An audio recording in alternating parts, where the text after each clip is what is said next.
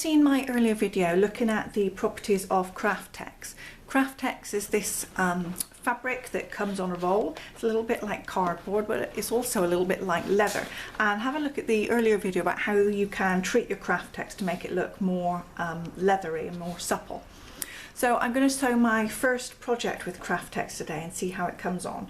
And I thought I'd just do a quick simple key fob with it.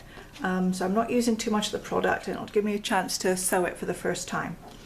So what I've done is cut a piece of Kraft Tex. I wanted my finished key fob to be 1 inch wide, so I've cut this one 10 inches long by 2 inches wide. I wetted it, creased it all up, folded it in half and given it a press, and it's got that nice leather look texture to it. Then I also took a piece of fabric.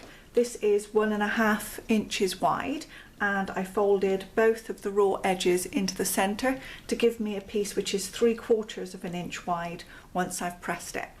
So now I'm just going to layer all these up and see how it sews. So this is 1 inch wide, this is 3/4, so I just have a little margin down either side.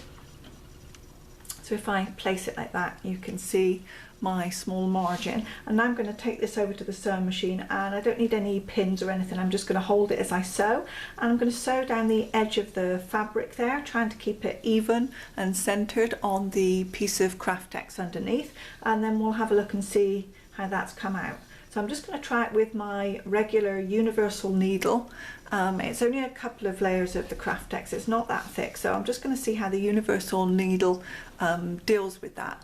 And obviously later on, as I go on to do some more projects and we've got more layers, then I may need to use a heavier weight one. So my fabric is now sewn on to the center, just like that, and I was pleasantly surprised actually, it sewed really very nicely. So now I'm just going to even up, trim off those ends, try and make them square. Oh, well, that wasn't very square, was it? Hopeless.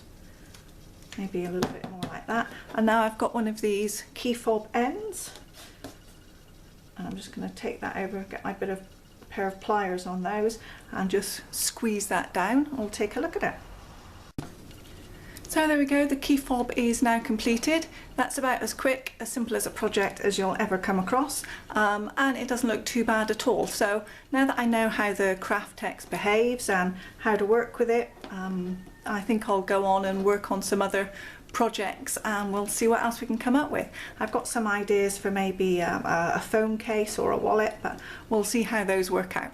So I look forward to seeing you again. It's so easy, and if you haven't, give Kraft Tex a try and see what projects you can come up with.